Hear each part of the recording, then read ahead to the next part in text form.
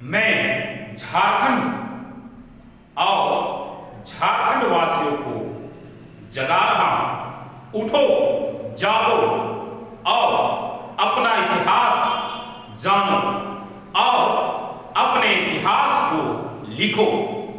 तो hello my dear student and my friends, Amitabh education class में आपका स्वागत है।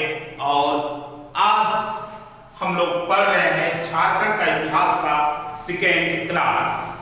तो झारखंड का इतिहास का सेकेंड क्लास में हम लोग पढ़ने वाले हैं प्रागैतिहासिक काल। प्रागैतिहासिक काल क्या है ये जानेंगे।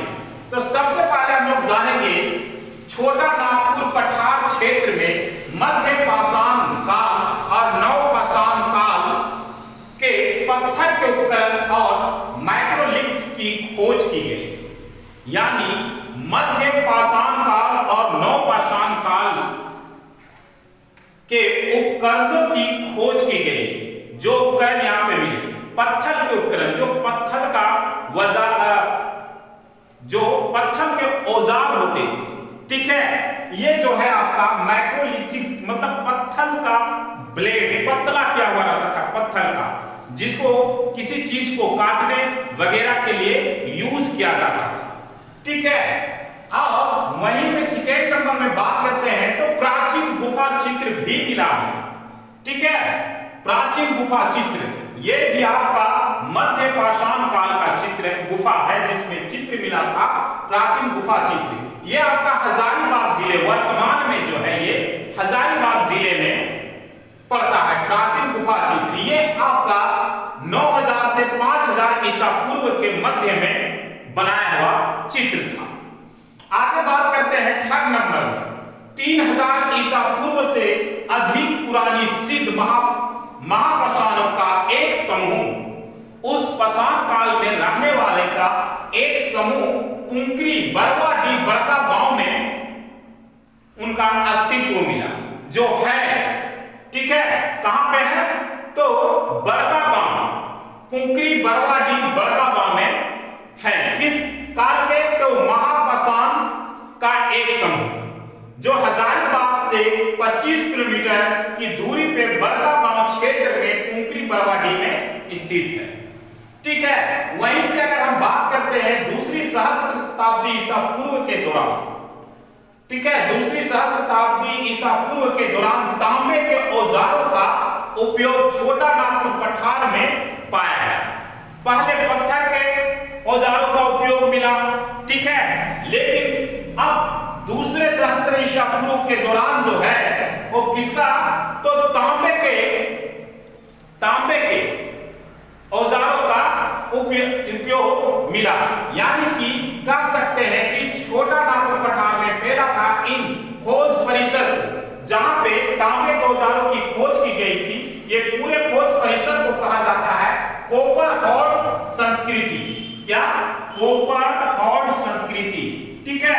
किसको कहा जाता है तांबे के औजारों की खोज को जो है वो किस नाम से जाना गया है कोपर हॉर्ड संस्कृति के रूप में जाना जाता है, ठीक है। वहीं का आगे इतिहास यही नहीं खत्म हो रही है, आगे क्या है पलामू जिले में, पलामू, ठीक है, झारखंड के पलामू जिले में सोन और उत्तरी कोयल नदियों के संगम पर कबरा काला टीले, संगम पर कबरा काला टीले में नव पाषाण काल से लेकर मध्य पाषाण काल तक विभिन्न वस्तुओं की खोज की गई है, ठीक है। यानी कि बोल सकते हैं कि मध्य पाषाण काल से लेकर नव पाषाण काल तक जो है विभिन्न वस्तुओं की खोज की गई है, जिसमें लाल बर्तन, काले बर्तन, लाल और काले दोनों तरह के बर्तन और काले पॉलिश किए हुए बर्तन, लाल पॉलिश किए हुए बर्तन, इस तरह के कई विभिन्न वस्तुओं की खोज की गई है। कहां पे तो आपका कबरा काला टीले, ठीक है। कबरा काला टीले कहां पे है इसकी तो पलामू जिले में सोन और उत्तरी कोयल नदियों के संगम पर कबरा काला टीले में, ठीक है ना। तो एक बार फिर से हम लोग यह आपका हो गया प्रागैतिहासिक काल। एक बार इसको हम लोग फिर से रिवीजन कर लेते हैं। पहला